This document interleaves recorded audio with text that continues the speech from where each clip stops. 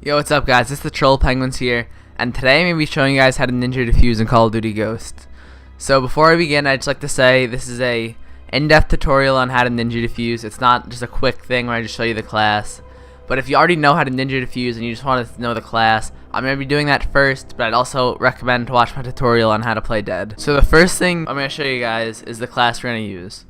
So the first thing you want for your primary weapon, you're going to go for the submachine gun. Any of these submachine guns work. I like the Vector. I like to use a submachine gun because it's small, it's lightweight, you can move fast with it. You're also going to want to throw on a silencer just so if you shoot, you don't appear on the map and you can stay hidden. For your tactical equipment, you're going to use a concussion grenade. This is what you play dead with, so this is very important. For your perks, you're going to need Blind Eye, Dead Silence, Incog, Amplify, and Extra Tactical. The next thing I'd like to talk about is the difference between Blind Eye and Off the Grid. Personally, I like to use Blind Eye because it makes you undetectable by like computer-controlled chopper gunners, stuff like that. Off the Grid, on the other hand, only makes you undetectable by the UAVs. I haven't found many people are using UAVs this year, so it's not that much of an issue for me. Also, that perk has a 3 value.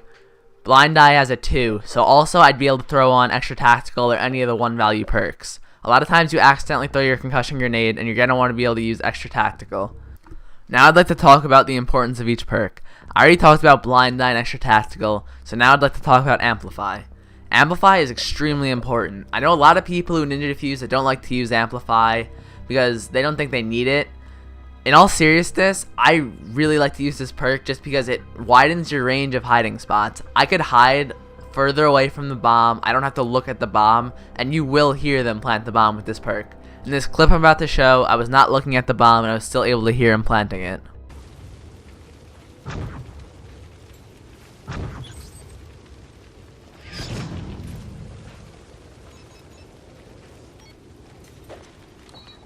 bomb has been planted.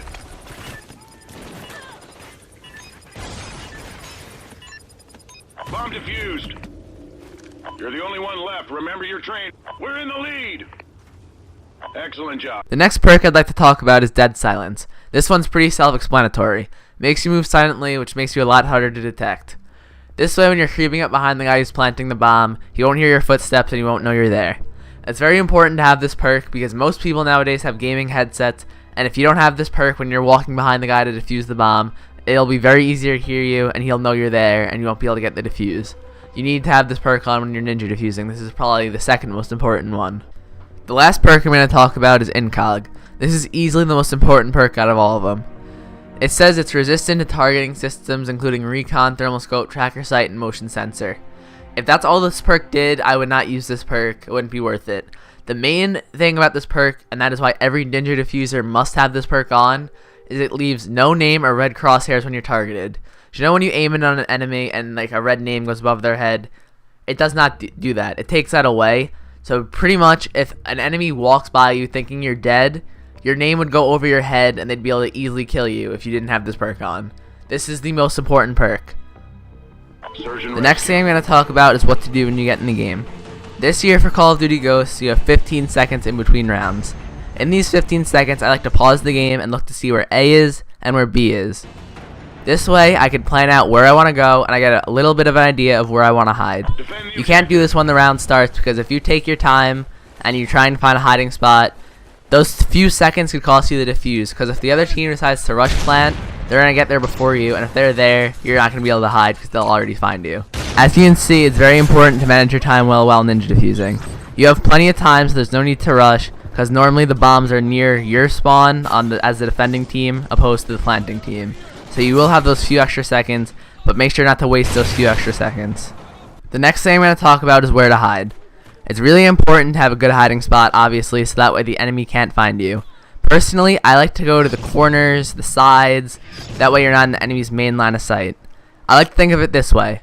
Think where you would look, and don't go there. Typically, when you're planting the bomb, you kind of rush in, look to the side a little bit, not much, plant the bomb, and get out of there. You want to be in those little corners, those nooks, crannies where no one really looks. Those are the best spots.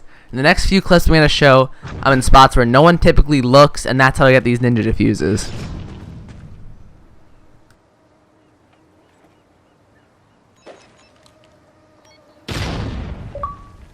bomb has been planted.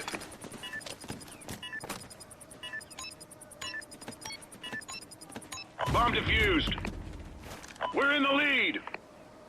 Excellent job, team. Get ready for the next round. Notice how in this clip I know exactly where I want to go, where I want to hide, and I'm not wasting any time doing so. This is very important because I'm managing my time very well, and there's no way they're going to be able to get to the bomb before I am. This way I could set up playing dead, and they're not going to be able to get there in time, and I will be able to get the defuse.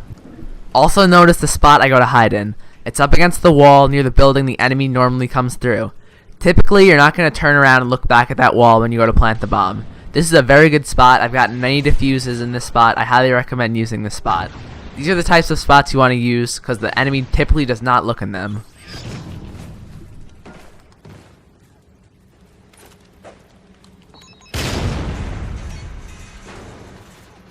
The bomb has been planted. Bomb defused. We're in the lead. Excellent job, team. Get ready for the next round. The last thing I'm going to talk about in this video is problems you can occur while ninja defusing. You get caught playing dead. The enemy turns around and sees that you're trying to ninja defuse.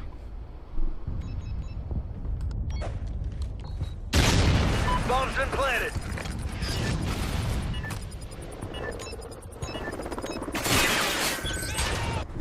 Another enemy sees that you're trying to ninja defuse.